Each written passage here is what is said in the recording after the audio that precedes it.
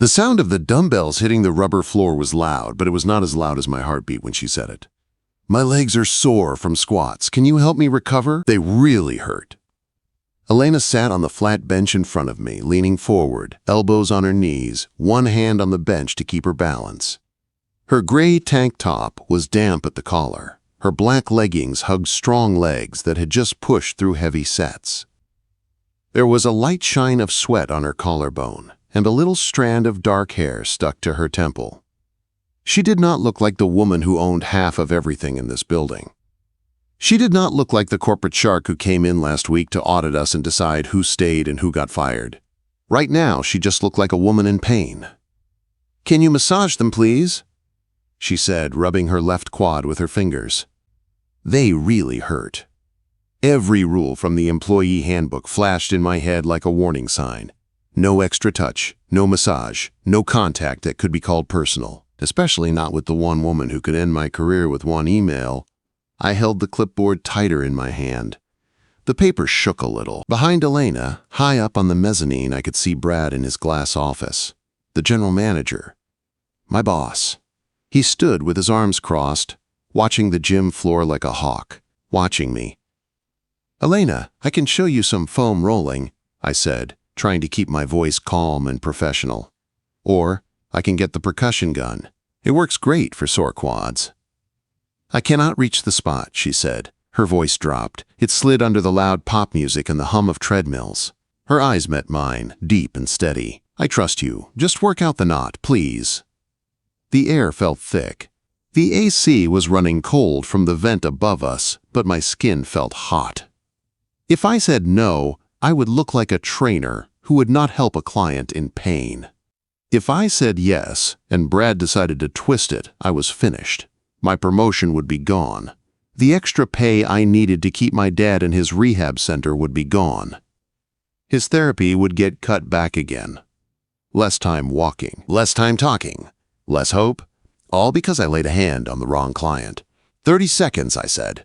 Over the fabric only, clinical. I moved so my body was between her and the glass office upstairs. I grabbed the percussion gun from the recovery cart, set it to the lowest speed, and knelt beside her. My hand never went under the hem of her shorts. I stayed on the outside of her quad, the same way I had done for 100 athletes. I kept my eyes on the muscle, not on her face. "How is that?" I asked, running the gun along the tight line of her muscle. "Right there," she said, quick and tight. She let out one breath that sounded like relief, not a show. I stopped at once. "You tell me if it is too much," I said. "It is fine," she said. Her eyes lifted to mine. "Thank you." I stood up fast and put the percussion gun back. Like it was hot. My heart would not slow down. This was going to be a problem. We finished the session 6 minutes later. I ran her through cool-down stretches, wrote down her numbers on the clipboard, and watched her walk toward the locker room with a slight limp that made my chest pull tight. For the next 3 hours, I trained other people on autopilot. Old guys in tech hoodies, bankers in fancy shorts, gym bros who loaded plates they could not control. I cued heels down, chest up, shoulders back. I smiled when I needed to. I corrected form like I always did. But my mind stayed back at that bench, with my hand on Elena's leg and Brad watching like a vulture. Allesium Fitness was not just a gym. It was a glass and chrome temple for rich people who wanted to feel like athletes for an hour. Memberships were more than my rent. The lights were bright, the mirrors were spotless, and the pressure never stopped. I was 28, senior trainer, the guy people asked for when they wanted results and did not want fake small talk. I was also the guy with a father in a rehab center across town, bills coming in every week. My phone buzzed all day with numbers from the billing office. If I missed a payment, they cut his therapy hours. If they cut his hours, he lost progress. If he lost progress, he stayed longer. More money, more time, more fear. Brad knew all of that. He had walked by once when I was on the phone begging the center for one more week at the current plan. After that, he liked to drop comments on me like weights.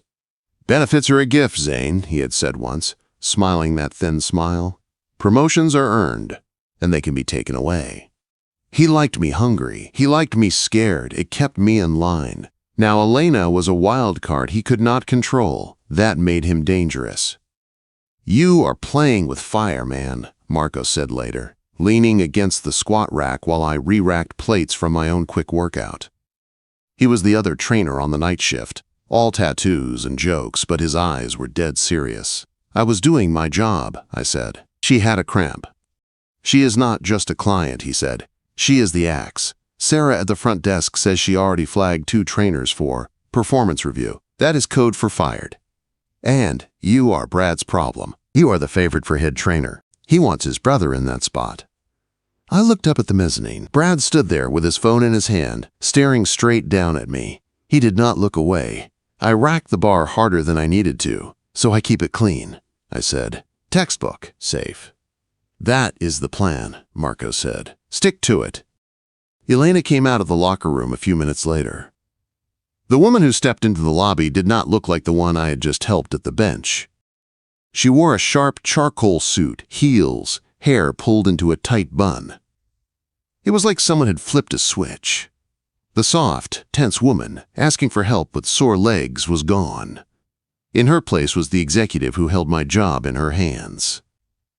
She walked past the floor like she did not feel eyes on her, like she did not feel my stare. She typed on her phone while she walked, business face locked on. She did not look at me. But as she passed the front desk, she paused for half a second. Her hand dropped to her thigh, right where my hand had worked out the knot, fingers pressing the spot like a ghost of the pain was still there. Then she was gone. The glass door slid open, cold air rushed in, and she stepped out into the Chicago evening. I looked down at my schedule screen on the wall tablet. Tomorrow. 6:30 p.m. Elena V. I stared at those letters until they stopped looking like a name and started looking like a warning. She had sore legs. I had rules and a boss who wanted a reason to end me. And we had 7 more weeks of this audit to survive. 3 days later, the sky over Chicago opened up and the rain came down hard. The whole gym shook with thunder. That was the night everything between us really changed. 3 days later, the storm hit. Chicago turned dark early. By 9 at night, rain was slamming against the tall windows so hard the city lights outside looked like they were melting. The gym was almost empty. The music was low. The treadmills were off, and the air felt thick and heavy. It was 9:45 p.m. We closed at 10. I was alone in the free weight area, putting dumbbells back in order because chaos on the rack made my skin itch. I thought I was the last one on the floor. Then I heard it. A sharp clatter from the yoga studio down the hall. Not a normal sound. Something solid hitting wood. Something wrong. I walked toward the sound, moving quick, sneakers silent on the rubber. The lights in the hallway flickered a little as the storm hit the building again. Through the glass door of the studio, I saw her. Elena was on the floor, sitting in the middle of a mess of resistance bands. One ankle was stretched out in front of her, her hand gripping it tight. Her face was pale, not the cool business look. Real pain. I pushed the door open. "Elena," I said. "I am fine." She snapped on reflex and tried to stand. She put weight on that ankle, and it gave out under her. She dropped back with a sharp breath through her teeth. "You are not fine," I said, crossing the room in 2 strides. I dropped to one knee beside her. This time, I did not ask if I could help. I just did it. I put one hand on her shoulder, one under her calf, and eased her leg up so I could see. The joint was already swelling. Heat under my fingers. The skin stretched tight. "What happened?" I asked. "I rushed," she said with a bitter little laugh. "I tried to squeeze a workout in after the last meeting. The band slipped. I rolled it. I know better." Her eyes met mine and I saw it there. Not just pain, fear. "I cannot drive like this," she said. "I cannot call a car. I have confidential files in my trunk. I cannot leave my car here." "I will drive you," I said. The answer came out without thinking. "Zane, you cannot," she said. "Policy. You know Brad. He will twist it." "Screw the policy," I said. You are hurt. This is not a date. This is me doing my job." I stood and held out my hand. She stared at it like it was a test. Then she took it. Her grip was strong but shaky. When I pulled her up, she stumbled and fell into me. Her weight hit my chest, and my hands went to her waist to steady her. Her heart was beating fast. I could feel it through her suit jacket. That vanilla scent from her perfume wrapped around me again, mixed with the smell of rain on her clothes. For 3 long seconds, the world shrank to that studio. Her, me, and the sound of the storm. "Lean on me," I said, my voice low. "Okay," she said. I helped her hop out to the lobby, my arm around her waist. Every camera in the ceiling felt like an eye. We made it to her car in the underground parking. A black sedan. Clean. Practical. Expensive. I got her into the passenger seat, then ran back inside for ice. The only thing I found was a bag of frozen peas in the staff freezer. I wrapped it in a clean towel and pressed it gently against her ankle. "That is very high-level medical care," she said, trying to smile. "Do not insult my peas," I said. On the way out of the garage, I saw it in the mirror. A black SUV, the same model Brad liked to drive. The same shape, the same broken headlight. It did not follow close enough to prove anything, just enough to stay in sight. "We are being watched," I said quietly. Elena looked into her side mirror, saw it, and then leaned back against the headrest. "Let him watch," she said. "He cannot change what happened. He can only twist what we give him." Her phone lit up twice with calls. She ignored both. "If you need to take that, I am fine," I said. "If I take it, I become her again," she said, nodding at her suit. "And right now, I am the idiot who rolled her ankle in a yoga studio and is riding home with the one person who tells her the truth." That hit deeper than I wanted to admit. When we reached her building, the city felt smaller. Her tower rose above the street, glass and steel and money. I pulled into the drop-off zone. "Thank you, Zane," she said, voice a little more formal now as she put her hand on the door handle. "You went above and beyond." "I just made sure you got home safe," I said. "Text me when you are inside." Her eyes softened. She nodded. "Okay," she said. "I will." Our fingers brushed when I handed her the keys. Static popped between our skin. It made her flinch just a little. The next morning, the price showed up. I was lining up kettlebells when Brad walked over. He never came down to the floor unless he wanted to put on a show. "Zane," he said. He used my name like a threat. Saw the security footage from last night. I straightened slowly. She rolled her ankle. I said. I helped her to her car. "Is that what you call it?" he said with a smirk. "Looks like you were getting very close with the woman who signs my paycheck." Leaving together late. Touching. That is not the picture I want in an audit. "I did what any decent trainer would do," I said. "You would have done the same." He laughed once, short and fake. "I am giving you a verbal warning," he said. "Strike one. Keep it professional. I do not care how much she likes your programming." My jaw clenched. "Understood," I said. Later that day, Elena came in for a modified session. She wore high-end leggings and a loose tee, ankle-taped, walking with a small limp. She did not meet my eyes at first. When we reached the bench, she picked at the end of the wrist wrap. "I think we should switch my trainer," she said. She looked down at the floor while she spoke. "It might be cleaner." For a second, it felt like someone hit me in the chest. "Is that what you want?" I asked, keeping my voice low. "Or is that what you think you should do because of Brad and a camera?" She looked up, surprised by my tone. "I am the best trainer here for you," I said, making each word calm and clear. "I know your knee history. I know your form. I know where you push too hard and where you hold back. If you switch to Marco or the new guy, your numbers will fall. Your progress will slow. Do you want to be safe or do you want results?" Her chin lifted. The fire came back into her eyes. "I want results," she said. "Then we stick to the plan," I said. "We keep it clean. We keep it professional. We keep you strong. We give Brad nothing to twist." She held my gaze for a long second. Her cheeks flushed just a little. "Okay," she said. Over the next 3 weeks, we built a new pattern. Her name stayed on my schedule at 8 in the evening, last slot of the day. The gym was thinner then. Fewer eyes. Fewer phones. The air felt softer. The lights seemed dimmer even when they were not. I started seeing the small things about her. The way she rubbed her left temple with 2 fingers when a migraine was coming on. The way she hummed a tiny bit of a Fleetwood Mac song during planks, just quiet enough that no one but me could hear. The way she scrunched her nose every time she drank the blue raspberry electrolyte drink from the vending machine, but bought it anyway because it was the only flavor left. One Tuesday she came in looking wrecked, dark circles under her eyes, shoulders tight.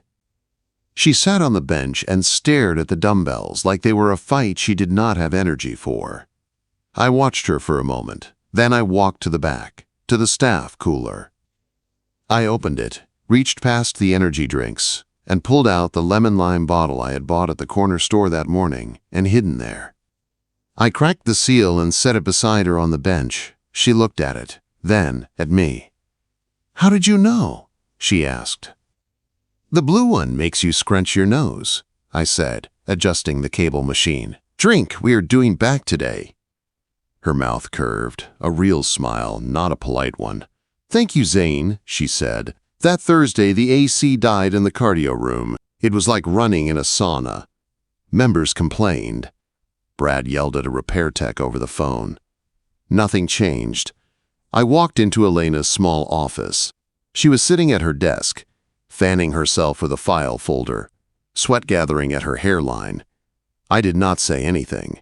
I went to the break room, soaked a clean towel in ice water, wrung it so it was just cool and damp, then went back and held it out. "Here," I said.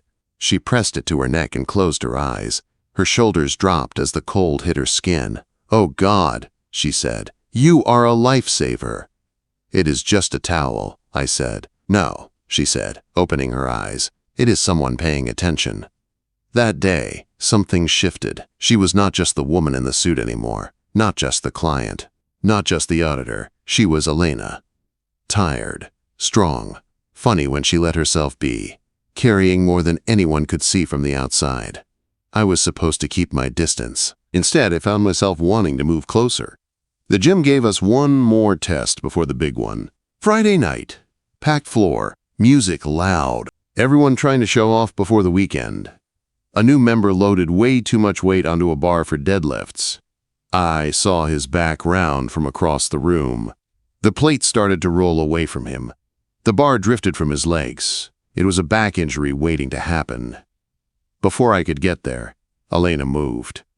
"Drop it," she said, sharp and calm, stepping into his line of sight.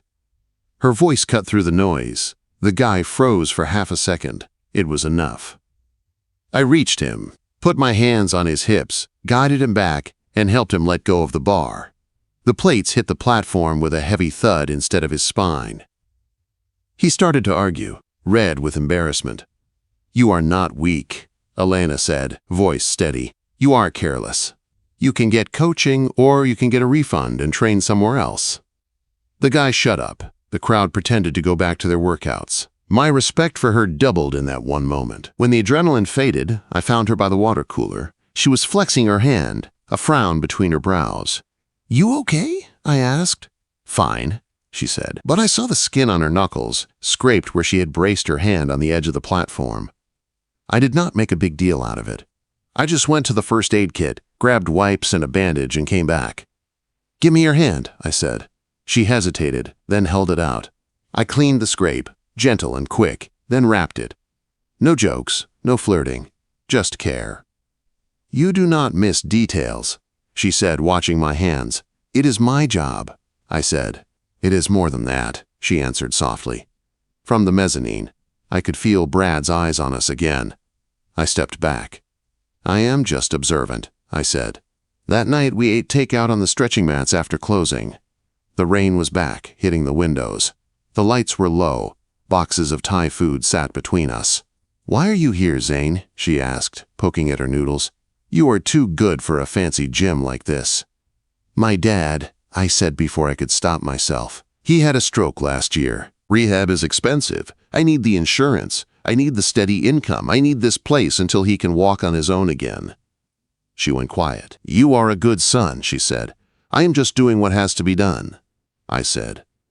"Most men run when it gets hard," she said, looking down at her food. "My ex did."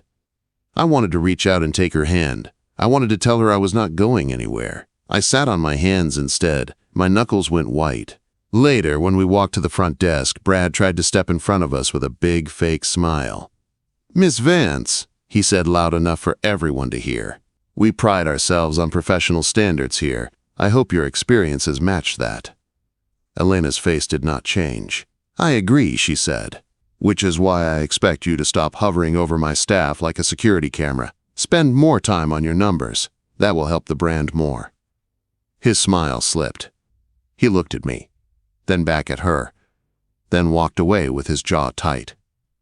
"You did not have to do that," I said when we were out of earshot. "Yes, I did," she said. "He needs to know who actually runs this place." As she turned away, I saw her shoulders shake once, not from fear, from anger, from pressure, from being tired of standing alone. I went home that night with my head full of her laugh, her scraped knuckles, the cold towel at her neck, the way she moved in front of that bar to protect a stranger. I had started this job thinking I needed this promotion for my dad. Now I wanted something else just as badly. I wanted to be the man she looked at when she needed someone she could trust. Week 6 was waiting for us, like a storm building over the lake. And it was not going to be gentle. I knew week 6 would be bad the moment I saw Marco's face. He caught my arm by the supply closet, eyes wide, like the building itself had whispered a secret in his ear. "Not out here," he said. "Too many ears." He pulled me into the narrow closet and shut the door. The smell of detergent and rubber hit me. He checked the hall like Brad might be hiding in a mop bucket, then pulled a folded paper from his pocket. "I found this jammed in the back office printer," he said. "Brad does not know I saw it." He handed it to me. The page was warm and streaked with black toner. At the top, in bold letters, was a header from the audit. The same audit Elena had been working on since she walked in here with her clipboard and her suit. Below that, a line that made my stomach twist. Recommendation: terminate General Manager Brad S. Promote Senior Trainer Zane C. to Head of Training. For a second, my chest felt too tight to breathe. This was the thing I had been killing myself for. The raise, the security, the better health plan, the title. And it looked like a bomb. "Where exactly did you find it?" I asked. "In the tray," he said. "Printer had a jam. I cleared it out, and this was stuck behind the rollers, like the machine was trying to hide it and failed." He scrubbed a hand over his face. "Brad was on a call before that," he added. "He was talking about leverage, acting like he still had time to flip the board. He knows something is coming, he just does not know what yet." Quote, "I folded the page and slid it into my pocket, so we keep this quiet," I said. "Until the board votes," Marco said. "Until it is official, and he cannot turn it into some story about you sleeping your way into a promotion." Heat burned the back of my neck. "I am not sleeping with anyone," I said. "I know that," Marco said. "Elena knows that. But guys like Brad do not live in the real world. They live in stories they can sell." I found Elena near the elevator lobby after closing that night. The gym was half dark. Only a few lights were on. The rain was tapping the high windows again. She stood with her coat over her arm, staring at the elevator doors like she was facing a judge. Her fingers were picking at the seam of the coat in small, tight pulls. "Elena," I said. She turned. The second her eyes dropped to the folded paper in my hand, color left her face. "You were not supposed to see that yet," she said, voice low. "I did not find it on your desk," I said. Marco pulled it from the printer, jammed, wrinkled, like the universe wanted it in my hands. Her jaw tightened. The anger there was not for me. It was for the mess. "The audit is real," she said. "The numbers are real. Brad has been bleeding this place dry and hiding it. The recommendation is to fire him and make you head of training. It was supposed to go to the board tomorrow. And now it is sitting in my pocket," I said. And if he sees it first, he will scream that you handed me the job because of some made-up thing between us." The elevator dinged. The doors slid open. She stepped inside. I followed, staying near the other wall. My hands were at my sides, open, like I was proving I was not touching anything I should not. "If the board thinks I pushed this through because of anything personal," she said, staring at the floor numbers, "it all collapses. The audit, the changes, the promotion, everything. I will not let you risk your name for my raise," I said. Her eyes snapped to mine. "Your promotion is not a gift," she said. "It is this place catching up to reality." The elevator hummed. For a moment, the metal box felt smaller than it should, like the walls were listening. "People will talk," I said. "They already are." "Let them talk," she said. "We keep facts clean. We keep our choices clean." The doors opened into the lobby. Brad was standing there. He looked like he had been waiting for that elevator to open all night. His gaze moved from her face to mine and back again. He took in the folded paper in my hand. He saw the distance between us. He saw a half-second too much. A slow, ugly smile spread across his mouth. He knew just enough to be dangerous. The next morning, the hit came. I was checking the plates by the squat rack when my phone buzzed in my pocket. Not a normal buzz. A constant stream. Marco rushed over. "Check the staff chat," he said. I opened the group thread. An unknown number had dropped a photo there. A screenshot from our own security cameras. It was from the night of the storm. The angle was bad. The image grainy, but it was clear enough. Me with my arm around Elena's waist, her body pressed into my side. The caption under it made my jaw clench. "Assessment or favoritism? Are we still a professional club?" Quote. More messages were already popping underneath, shocked emojis, question marks, nervous jokes. "Brad," I said under my breath. I stormed toward the office, but Elena stepped into the hallway in front of me, holding a tablet. Her hands were shaking. "The board saw it," she said. Her voice was thin, like it had been scraped raw. "Brad sent it to the partners this morning. He is claiming we are sleeping together," she went on. "He is saying I am firing him and promoting you because I am biased. He is threatening to sue for wrongful termination and for defamation." "I will tell them the truth," I said. "Nothing happened. You hurt your ankle. I helped you to your car. That is the whole story."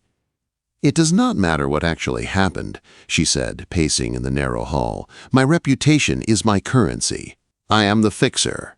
If they think I use the company to pay for some fling, I lose standing. The brand takes a hit. They will not trust my calls on anything."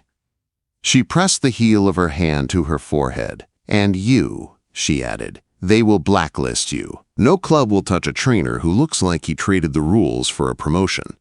"So what do we do?" I asked. "I have to step back," she said, eyes bright with tears she did not let fall. "I have to recuse myself from any decision that touches you or Brad. HR has to run the review and the promotion. Independent. No vote from me, no comment from me." It was the right thing. It still hurt like a cut. "I cannot promote you," she said. "Not now. And I cannot be your client anymore. It is the only way to prove this is not about us." The words landed like a punch. "You are keeping him," I said, "and losing me, to protect appearances." "I am choosing the company," she snapped, but I heard the crack under it. "I cannot let my family's business burn because I am seen as careless." "This job was for my dad," I said, "but I care about you more than the paycheck now. If you want me gone, say it." "I cannot ask you to quit," she whispered. "You are not asking," I said. "You are trying to stand on two sides at once." Her eyes filled. She looked away. "Zane," she said, "please." Quote, "This is not the woman who stepped in front of that bar and told a stranger to drop the weight," I said. "This is someone scared of shadows." "That is not fair," she said. "You are right," I said. Fair left the building the day Brad started using cameras like weapons. I stepped past her. "Zane," she said again. I did not look back. For 2 days, the gym felt like a place I did not belong in anymore. I trained my other clients, answered questions, fixed form. but it was like I was walking through water. Brad walked around like a king. He smiled too wide. He said, "Team," too often. He made sure I heard him laugh near the office. On the third day, the owners called an all-hands meeting. Everyone gathered on the turf. Trainers, front desk, maintenance. The air was full of nervous whispers. Elena stood off to the side in a simple black dress, eyes shadowed, hands clasped so tight I could see the white in her knuckles. Brad stepped forward first, fake humble. "I want to address the rumors," he said, "concerns about leadership and standards." "Shut up, Brad," I said. I did not raise my voice. I did not need to. The words rolled out clear and calm and carried across the gym like a bar dropping on a rack. Silence fell. I walked to the middle of the group and turned to face the owners first, then the staff, then Elena. "The photo you all saw," I said, "was taken the night Miss Vance rolled her ankle in the yoga studio. I helped her to her car. That is the whole story. There was no line crossed. No deal. No trade." I took a breath. My heart pounded, but my voice stayed steady. "However," I said, "I have lost the ability to be neutral. I respect Miss Vance too much to pretend I can be just another employee while someone like him uses her name as a weapon." I looked at Brad. "I will not work under a manager who uses blackmail as policy," I said, "so I am resigning. Effective now." Gasps moved through the group in waves. I turned to the owners. "Miss Vance has been nothing but professional," I said. "If there has been a failure in boundaries, put it on me, not her. Do not let Brad turn his own behavior into a story that ruins her." Quote. Then I turned back to Brad and let myself smile once. "For the record," I said, "your squat form is still trash." I walked toward the locker room. I did not look at Elena. If I did, I might have stayed. I had just thrown away my job, my promotion, and maybe my safety net. But it was the only move I had left that kept her name clean. And for the first time in a long time, the weight on my shoulders felt like something I had chosen to pick up. I thought walking out would feel like freedom. It did not. My apartment was quiet in a way that made my skin crawl. No music, no clank of plates, no treadmill hum. Just rain at the window and the tick of the cheap wall clock. I spread my bills on the table and did the math. Rent, food, gas, my dad's rehab. If I stretched every dollar until it screamed, I could keep him in full treatment for 3 more months. After that, I did not know. I still smelled the gym on my hands. Chalk. Rubber. Her perfume. I missed Allesium, I missed the weight room and the noise. But more than any of that, I missed Elena. I missed her humming under her breath. I missed the way she pretended to hate my jokes. I missed the way she shifted from steel to soft in one breath when she dropped the work mask. 4 days passed. No calls, no texts. Only my dad's rehab center asking again for payment dates, and my own brain replaying the scene on the turf. I had started to search job boards when a sharp knock hit my door. It was late. The hallway light outside my apartment was dim. I opened the door ready to send away a flyer or a neighbor. It was her. Elena stood there in a tan trench coat that was soaked through. Rain dripped from the ends of her hair. Her cheeks were pink from the cold. Her eyes were bright with anger and something else. "You idiot," she said. "Hello to you too," I said, leaning on the door frame because my legs felt unsteady. She stepped inside without waiting for an invite. Water hit my worn rug. She shook out her hair and glared at me. "You fell on your sword," she said. "You quit. You took the blame. You threw away your job." "It solved your problem," I said. "Brad has no leverage now. He cannot use that photo on you. He cannot sue you for firing him." "I fired Brad 10 minutes after you left," she said. I stared at her. "What?" I asked. "I fired him," she said again. "Then I called our lawyer. We pulled the original footage from every camera. We pulled his messages. We pulled the staff chat. We locked his email. HR has a full file on his blackmail, and he is about to have a very bad meeting with the board." "What about me?" I asked. The words came out softer than I wanted them to. She took a step closer. Her hair was still wet. She smelled like rain instead of vanilla this time. "I told my brother everything," she said. I told him Brad was trying to twist facts.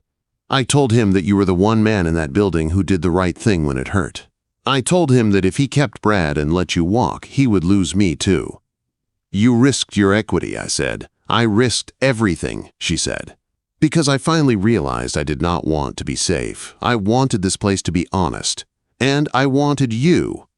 The room went very still. Water dripped from the edge of her coat onto my floor. I swallowed. What did the board say? I asked. They opened an independent review, she said. HR and the other partners are handling your promotion. I am recused. I do not get a vote. I do not get to sit in the room. It will either happen because you deserve it, or it will not happen at all. But it will not be because of a photo or because of me. You really told them all of that, I said. Yes, she said. And one more thing. She closed the distance between us, grabbed both sides of my shirt, and tugged me down to her. The kiss hit like the first time you step into a hot shower after a winter run. Warm and shocking and so right that my knees almost gave out. She was cold from the rain. Her lips were not. She pressed closer, fingers curling in my shirt, like she had been holding this in for weeks. My hands moved to her waist and stayed there. Steady. Anchoring. Not grabbing. Not claiming. Just holding her up while she finally let go.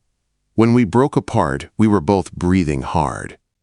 My legs are sore, she said, a small smile pushing through the emotion. Not from squats. From pacing my office trying to figure out how to tell you all of that. I can handle your recovery plan, I said, feeling a laugh break out in my chest for the first time in days. We both laughed then. Real laughs. The kind that start low and shake out some of the fear you did not know you were still carrying. We hung her coat in my tiny hallway and sat on my beat-up couch. She told me how the board had reacted, how they watched the uncut tape and saw the truth, how they saw Brad send the photo with his little note, how the legal department had looked like they were going to eat him alive. I do not know what they will decide about you yet, she said. HR is talking to everyone. They are looking at numbers. They are looking at your record. It will take a little time. I can wait, I said, as long as it is clean. It will be, she said. I will not let them drag you into the mud. We sat there in silence for a moment, rain still hitting the window behind us. I never wanted you to quit, she said quietly. I just could not see a way out that did not cost us everything. Quote, I did not quit to hurt you, I said. I quit to show them you did not own me, to show them there was no deal. I know, she said, and that is exactly why I am here. 6 weeks later, I was back on the gym floor. The logo on my shirt was the same. The name under it was different, head of training. The board had voted. HR had signed off. Elena had stayed out of the room. When the call came from her brother, I sat down on my couch and stayed there until my heart slowed. Now I walked the floor with a tablet in my hand, checking programs, watching form, coaching the new trainers. The air felt different, lighter. The staff moved with more purpose. The gossip had died under the weight of actual facts. Chest up, Johnson. I called to a regular on the bench press. We are not burying your ribs today. He laughed and adjusted.